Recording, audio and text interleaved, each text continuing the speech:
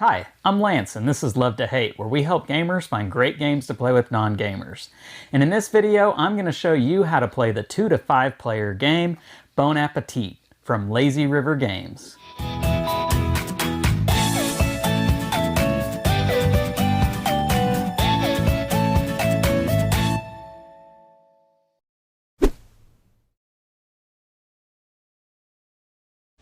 Bon Appetit is coming to crowdfunding, so you'll want to make sure to check out the link down below in the description of this video after you watch it to check out the campaign page to get all the details on this game.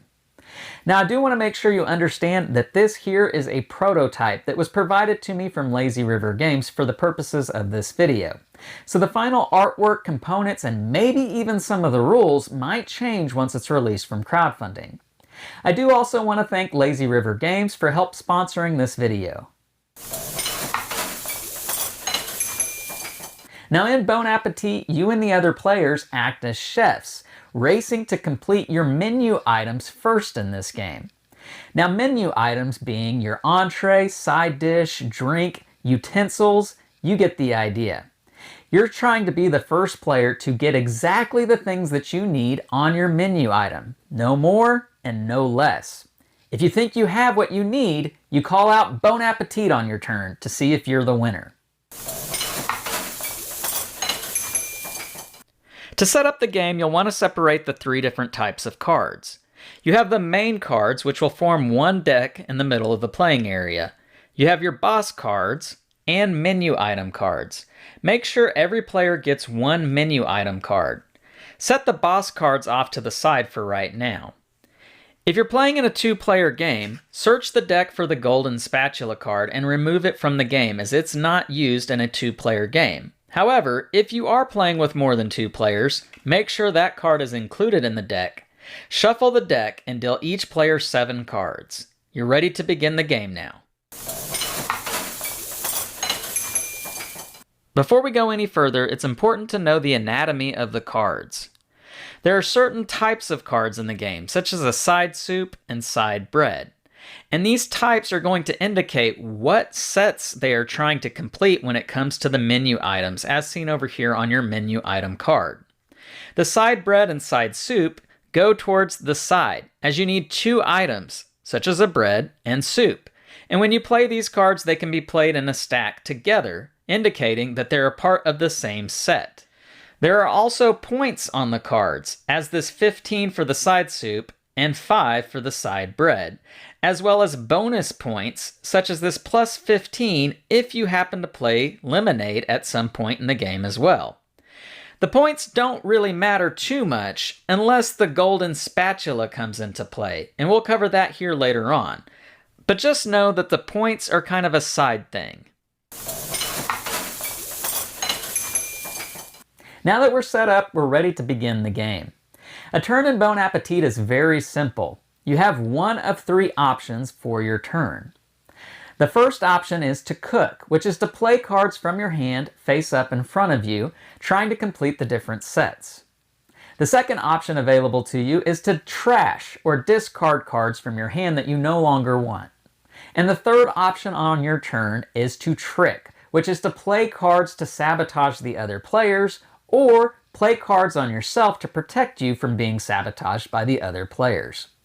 We'll dive into each of these options in more detail, starting with option 1, cook. When you take the cook action, you simply play cards face up in front of your area, like this. Note that you group them together based upon the set, such as the entree set here. And also note that you don't have to have a complete set in order to start cooking. It's important to note that certain cards do have special abilities on them that may activate when you play the card, such as the red sauce card here, which says that if you have the meatloaf card or meatball card, such as this one here, you do not have to have any salad items. When you play cards for cooking action, you can swap them out for other cards that you've already played, such as these salad cards, which are no longer needed because of my red sauce with meatball card.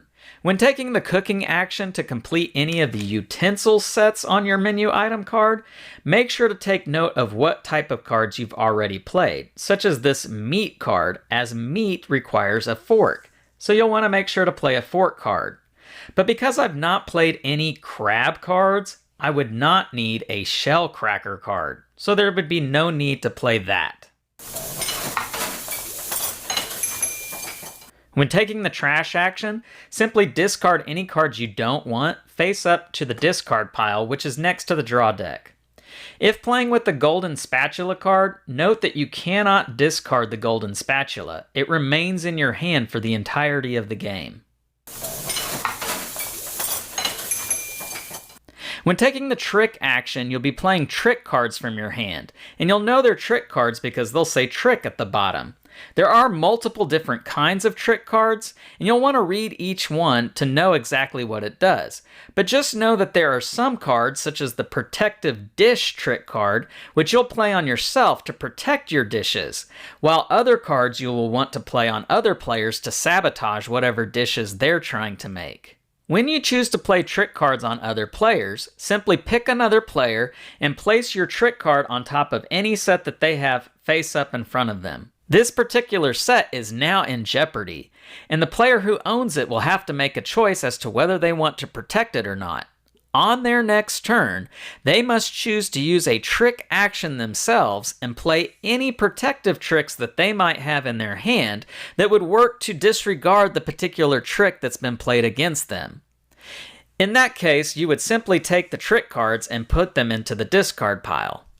If instead, though, the player chose not to protect their dish, then that dish would go to the discard pile with the trick that's been played on top of it. Now at the end of your turn, no matter which action you took, you'll want to make sure to draw cards from the draw deck until you have 7 cards in your hand. If you forget to do this, you're out of luck. You can't stop another player mid-turn and draw cards. You'll just have to wait to the end of your next turn. Certain cards have teddy bear icons on them, such as these 3 cards here, and when you've played your third card with a teddy bear icon on it, you will earn a boss card. Take one from the supply and add it to your hand, even if you have more than 7 cards. Boss cards let you break the rules of the game. They can be played at any time on your turn or on another player's turn.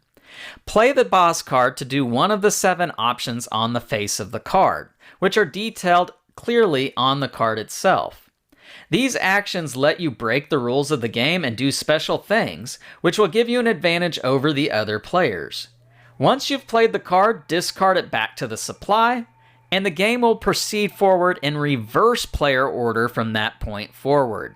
It is possible to have more than one boss card in your hand at any particular time in the game.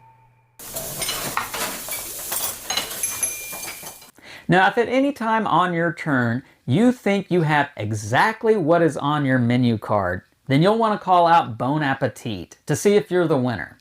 Now, if it's found that you're missing any cards, or if you have extra cards, you will have to pay a penalty.